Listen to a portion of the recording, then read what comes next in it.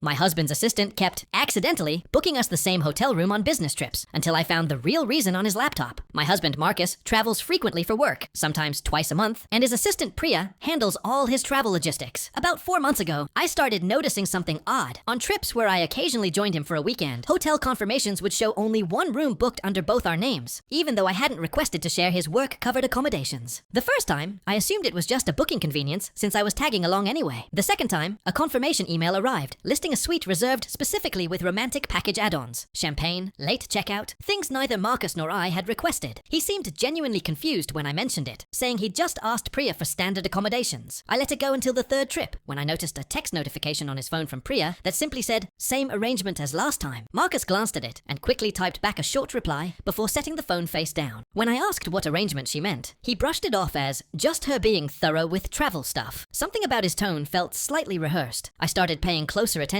after that, noticing small things. He'd take calls from her in another room more often than before. Certain trips he used to loop me in on planning for, he now handled entirely on his own, saying he didn't want to bother me with logistics. The suspicious hotel bookings kept happening. Every time, the same pattern. A single upgraded room under both names, romantic packages neither of us asked for, always explained away as Priya's efficiency or a booking system default. I wanted to believe him, but the pattern felt too consistent to be accidental. One evening, while his laptop was open on the kitchen counter, a notification popped up from a shared planning document titled MC Anniversary, Confidential. My stomach dropped, assuming the worst. Some kind of plan involving Priya I wasn't supposed to see. I opened it before I could talk myself out of it. It wasn't what I feared. The document was Marcus quietly planning an elaborate surprise for our upcoming 10th anniversary, using Priya's help to coordinate logistics discreetly across several of his work trips, so I wouldn't catch on. The romantic hotel packages had been intentional, test runs for figuring out which properties and setups would work best for the actual anniversary trip he was planning. Relief flooded through me first, followed almost immediately by a different kind of unease as I kept scrolling. Further down the document were notes that had nothing to do with anniversary planning at all. Marcus had written detailed concerns about potential upcoming layoffs at his company, mentioning he'd been quietly using some of these same work trips to interview with competing firms without telling me yet, not wanting to worry me until something was certain. He'd been secretive on 2 fronts simultaneously, one sweet, one stressful, and both had gotten tangled together in ways that made his behavior look far more suspicious than either individual truth actually was. When I brought it up to him that night, he looked mortified, first about accidentally ruining the anniversary surprise, then more seriously about the job situation he'd been sitting on alone for weeks, afraid of adding stress to an already busy period in our lives. We talked for hours that night, working through both things properly, instead of him carrying it all silently. The anniversary trip still happened months later, slightly different from his original secret plan, but honestly better for including me in it from the start. He's since found a new position at another company, one he interviewed for during those same trips, and things feel steadier now. Priya still books our hotels occasionally, though these days she just asks me directly what kind of room we actually want.